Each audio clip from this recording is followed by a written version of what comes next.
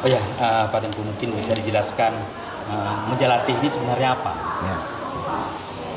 Menjalatih adalah satu, bisa disebut satu doa untuk menolak bala, dan sebagaimana telah disabdakan oleh Rasulullah bahwa di bulan Safar banyak turunnya bala ke dunia ini.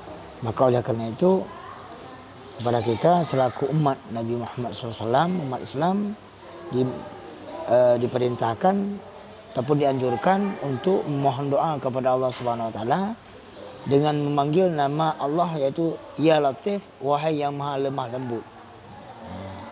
Sehingga makna daripada Ya Latif lam tazal, wahai yang maha lemah lembut, engkau senantiasa ada. Ultuh bina fima nazal, berbuat lembutlah kepada kami. Innaka latif lam tazal, dan kepada kaum muslimin. Ultuh bina wal muslimin, dan juga ketika datang kepada setiap-tiap bencana. Jadi kita memohon kepada Allah Subhanahu Wa Taala agar supaya dengan berkat Ya Latif ini Allah jauhkan daripada bala. Itu yang pertama. Yang kedua, ada juga tawasul yang lain yang bersifat dengan di dalam Islam dibolehkan, yaitu kepada Rasulullah SAW, bijahi Rasulullah, dengan jah Rasulullah, dengan jah Fatimah, dengan jah Sayyidina Ali, dengan jah Hasan dan Husain, sehingga dengan berkat beliau mereka semua diberikan, dijauhkan bala ataupun musibah terhadap kita orang-orang Islam.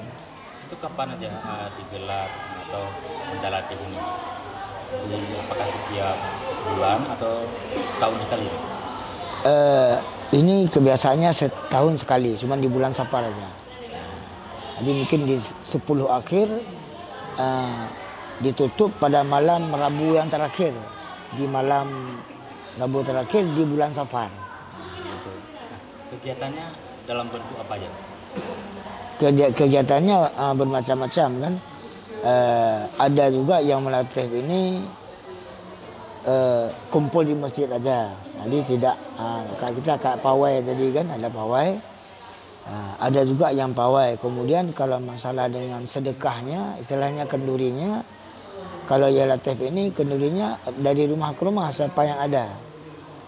Nah, kita lihat tadi kan ada yang buat kue, ada macam-macam lah. Pokoknya tidak dibawa ke masjid. Jadi itu kegiatannya. Jadi setiap ada sedekah, adapun ada kenduri, mampir di situ, kemudian habis itu jalan lagi. Kemudian Ya Latif ini keliling kampung, dan ketika sampai di sudut-sudut maka disunatkan azan, disuruh azan di sudut-sudut. Itu sampai sudut azan, belok lagi ketika ada sudut azan lagi. Ya, makanya tadi ada kegiatan azan setiap ada persembahan. Ada persembahan. Ya, itu istilahnya untuk menghalau syaitan lah, ataupun bala-bala tadi. Ya. Ini kalau pedomannya sendiri dari mana? Ini kalau pedoman ini memang dari ulama-ulama yang lalu, tapi kalau mendetail sekali saya pun kurang paham juga kan. Kalau kitab yang Pak Tengku baca ini berdasarkan dari kalau kitab ini memang berdasarkan dari guru kita Kiai Jamaluddin Wali almarhum. Memang buku ini adalah beliau yang karang, beliau yang susun, sehingga pihak kita murid-murid ini dijazahkan boleh untuk memakai ini.